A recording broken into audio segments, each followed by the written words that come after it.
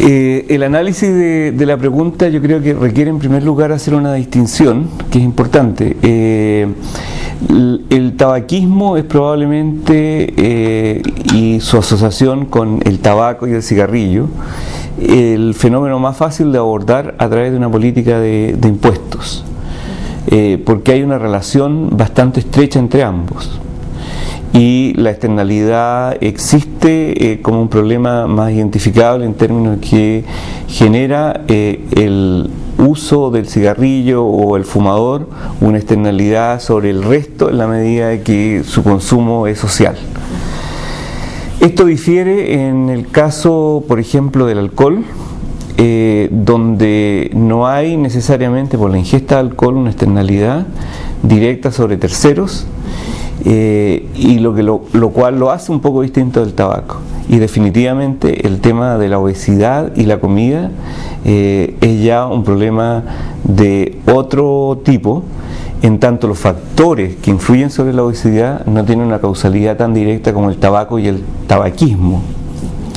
En la obesidad, por ejemplo, podemos distinguir el efecto que tiene la comida, que sin duda está presente, pero también podemos identificar el tema de los hábitos de vida, principalmente hoy día el sedentarismo, que contribuye de manera significativa al tema de la obesidad. Por lo tanto, en términos simples, yo creo que cuando uno se formula la pregunta de cuál es la efectividad de una política de impuestos frente a estas tres cosas, uno podría decir es más probablemente efectiva en el caso del tabaco y es mucho menos efectiva sobre la obesidad como problema de salud en el caso de aplicarlo a la comida chatarra, porque los factores que tienen que ver con la obesidad son múltiples y en tanto esa dificultad nos enfrentamos a una menor efectividad del tema de los impuestos. Ese es un primer punto. Creo que desde una perspectiva más global, ¿no?, la evidencia empírica hoy día muestra que la efectividad de este tipo de política apunta principalmente al uso de instrumentos combinados. O sea, enfrentar el tema de la obesidad requiere fundamentalmente de una combinación de instrumentos, donde los impuestos son relevantes, pero cuando van acompañados de otro tipo de medidas, educación, restricciones cuantitativas. Hoy día nos encontramos que las experiencias más exitosas, particularmente cuando se ataca al mundo joven o al mundo infantil como precozmente para evitar el tema de la obesidad, tienen que ver con qué están disponibles en los colegios, por ejemplo, ¿cierto? El tener disponibilidad de bebidas cargadas de azúcar o reforzadas con azúcar, alimentos que contengan mucha grasa trans, son los elementos que hoy día, por ejemplo, se están sacando de los colegios, ¿ya? Y eso, junto con la educación y el precio de los alimentos que se puede influir a través de los impuestos, interactúan de una manera que evita los efectos secundarios de los impuestos. O sea, en resumen, creo que la aplicación de un impuesto como única política sobre, por ejemplo, el tema de la comida chatarra, no está probado que sea una buena política, ¿eh?, en el sentido de que no genere efectos secundarios importantes. Por ejemplo, el tema de la equidad. Está claro que la llamada comida chatarra es consumida de manera más importante por los sectores de menores ingresos, y elevar su precio no solo tiene este efecto positivo sobre la salud, sino también tiene un efecto sobre el presupuesto de esas familias que hay que considerar, y por lo tanto no hay que cargarle el trabajo a los puros impuestos para que se produzca este ajuste en los hábitos alimenticios, ¿eh? Se requiere una reestructuración mucho más global que ataque también el tema de cómo en lo positivo mejorar o bajar los precios de los alimentos saludables.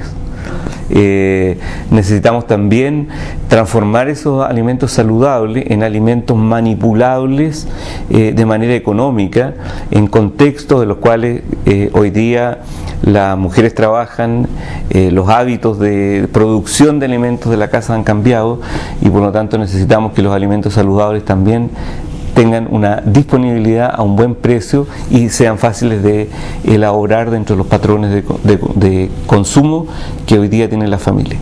Eso es fundamentalmente lo que a mi juicio debería considerarse en el hábito de los alimentos. Por lo tanto, como te reiteraba en la idea inicial, creo que atacar el tema del tabaco no es lo mismo que atacar el tema de la obesidad. Creo que como síntesis, respecto de tu pregunta, yo diría tres cosas, digamos. Este debate que se ha producido hay que rescatarlo y mantenerlo. La obesidad es sin duda la epidemia de salud más importante que estamos enfrentando y que está recién en Chile en sus fases iniciales, y la curva va en crecimiento. Por lo tanto, de la importancia del problema no podemos dudar. Pero más allá del aspecto clásico que los economistas destacarían, ¿no es cierto? Uno, que esta contradicción, como yo llamo, de que si lo quieres hacer para recaudar impuestos, justamente es lo menos efectivo para la salud, por el problema de la elasticidad de la demanda. O sea, si los bienes son inelásticos, vas a recaudar mucho, pero no vas a impactar la salud. Al revés, esta confianza en que si sube los impuestos, sube los precios, vas a reducir el consumo, lo transforma paradojalmente en un mal objeto de impuestos, porque vas a recaudar poco. Por lo tanto, yo creo que la controversia se ha establecido en Chile de una mala manera. O sea, a propósito de financiamiento, no podemos mezclar esto con el objetivo de salud, porque son contradictorios. O sea, si efectivamente esto tiene un impacto en términos de reducción del consumo, no lo podemos vender como una forma de financiamiento, porque es una fuente muy poco inteligente de recaudar. Al revés, si una fuente de recaudación no tiene impacto sobre la salud, porque significa que la demanda es muy inelástica.